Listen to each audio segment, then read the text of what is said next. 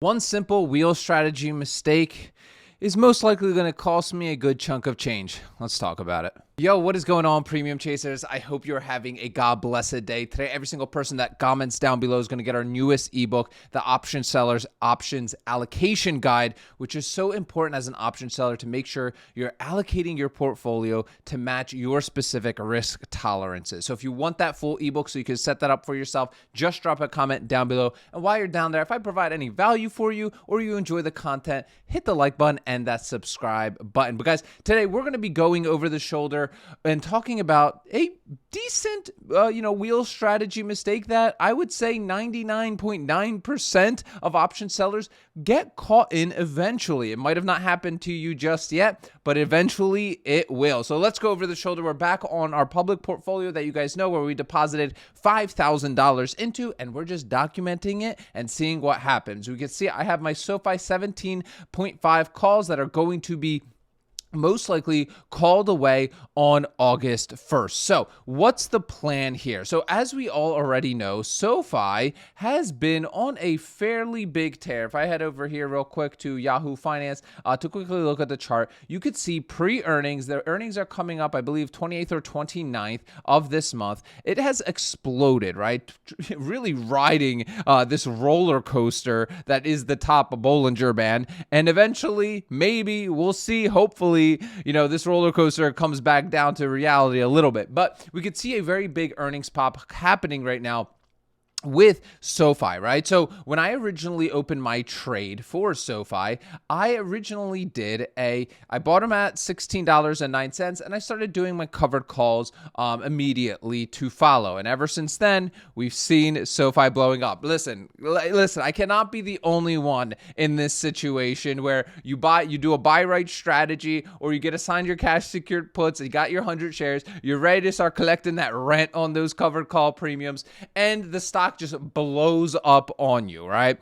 So give an amen if you've ever been in that situation. So what that means is the covered calls are deep in the money. Now, I know that terminology can be kind of confusing, and it was for me for a long time. But basically all that means is that I am going to most likely have to sell my shares at 17.5 because SoFi is currently trading at 21, right? So it's very deep in the money, you can say.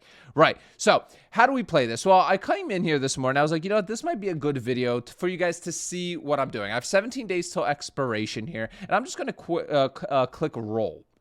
So there's a few options, right, pun intended, of what you can do in a situation like this, okay? Some of you might get antsy, and you might just buy to close your position. That would cost me about $422 to close this position out early, right? Why would I do such a thing? Well, number one, if you are truly super bullish on SoFi and I originally was selling at 75, I'm like, Pete, you know what? No way, no how. This thing's going to 30 before we know it. I'm just going to buy to close this. Yes, I'm going to lose $422 in premium, but you know what? I originally collected, a good amount of premium here of $233, about $15. So it's a little less than that $400 that I'll be losing here, but it doesn't matter. I'm going to capture way more upside. Fantastic. That is an option to fix this mistake, so to speak. Okay, that is totally an option. All right. And do I think you should do it? I don't know. I don't know you, but for me personally, I don't do that often. And the reason for that is I treat option selling like a business. And the point of a business is to produce a profit, right? So for me, if I have to sell my shares, maybe I'm not selling right at the top. But some of you are always like, I need to sell right at the top, right at the top. Timing the top is like, timing the market in general is a terrible idea. And that's why selling options, I love it because it forces me to buy at a lower price and it forces me to sell them at a higher price, right? And this is the situation that I'm in right now. I'm being forced to sell my shares, right? Because number one, I don't want to lose money, right? Number one rule, right? Don't lose money, right? Warren Buffett says, don't lose money. If I want to buy to close this, I'm losing money, right? Now, You only make money when the sell actually happens. Everybody else that likes to argue with me, especially on TikTok, I swear, TikTok is like the TikTok brain. There is like you're missing all this additional upside piece. I'm selling it at 17.5, and now you could have sold them at 21.5, right? That's a terrible trade, in your opinion. It is, but I have seen this market. I've seen the stock markets do insane things, right? I know there's always going to be pullbacks and there's always opportunity elsewhere. I'm sleeping good at night if I have to sell my shares. So I came over here and I started looking at what my options would be for Fidelity to be able to roll this out, right? So I originally say I can close it out just but it'll cost me 422, right? I have that expiring August 1st, right after earnings, right? I went out I was like, okay, let's go out like 2 weeks after that, right? To roll this out. And then I was like, you know what? Can I get the 18s? Because if I'm going to roll, if I'm rolling, I'm not keeping the same strike price. Like, I'm just not. Right. At that point, I might as well just sell that. That's just me, though. Right. That's just me. Right. So I'm looking at the 18s right here. And you could see here, I'm going to be getting a net debit. I can't even do this trade. I would have to essentially buy to close this position, sell to open this, and pay an additional $30 of premium to do this trade. Okay. $28 to be exact. Okay.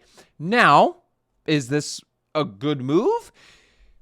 In some cases, it can be, right? In some cases, it can be. If I truly believe that, hey, you know what? SoFi is not going to have a pullback back towards 18. I'm willing to pay $30 back, right? That's basically double the premium that I've already netted, right? Give it back to be able to lock in an additional, $50 of selling my 100 shares. I would do it.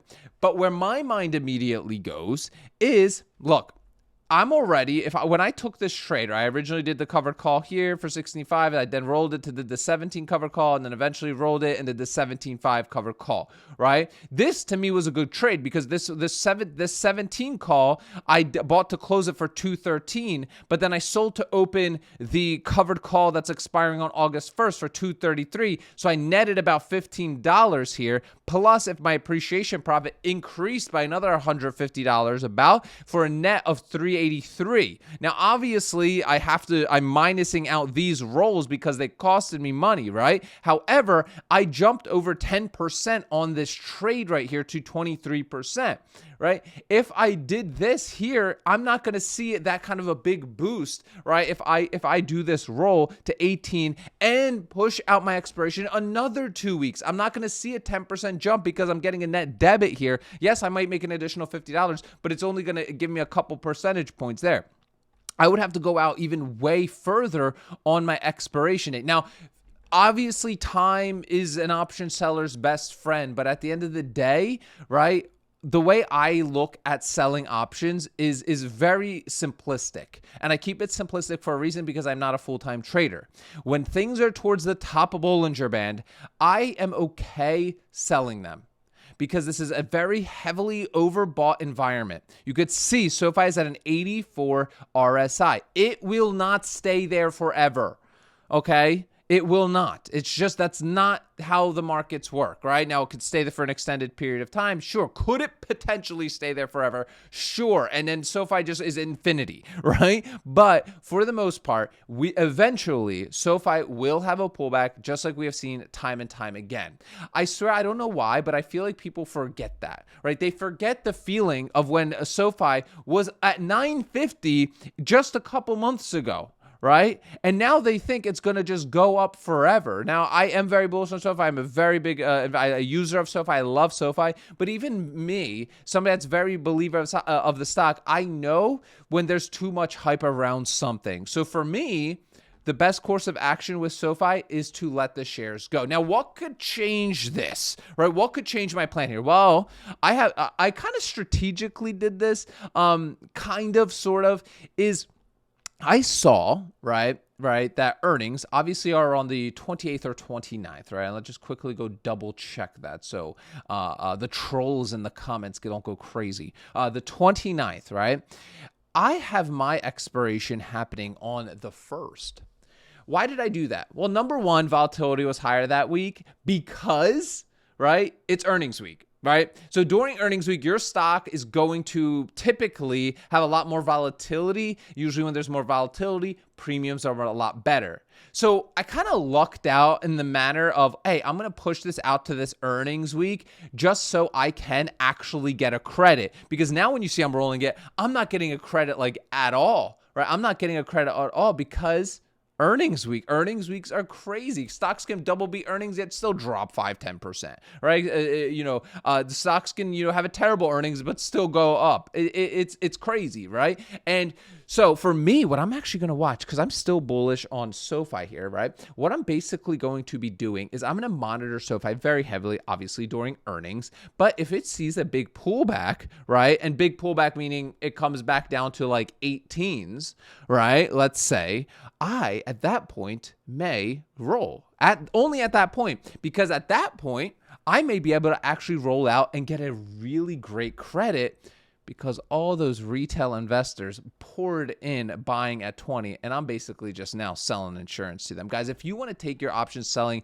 to the next level and join an incredible mastermind community of non-toxic individuals, make sure to click the first link in the description of today's video. You're going to learn more about what the ARC option strategy is, how this fits into real life, real work, real business, real family, real faith, right? And not take away from it like those silly little options buyers or day traders or the Picassos of the candlesticks, okay? Listen, your boy ain't any of those things. So if you want to learn more about that, you're not toxic, you are financially stable, take a look at the first description of today's video. This is a private invite only group, so we do speak to every single person that we let into this because we don't want the vibe killed. It's a very small, tight-knit group of us option sellers doing this day in and day out. So click the first link in the description of today's video. Guys, remember, sell options, collect premiums, repeat. I'll see y'all tomorrow.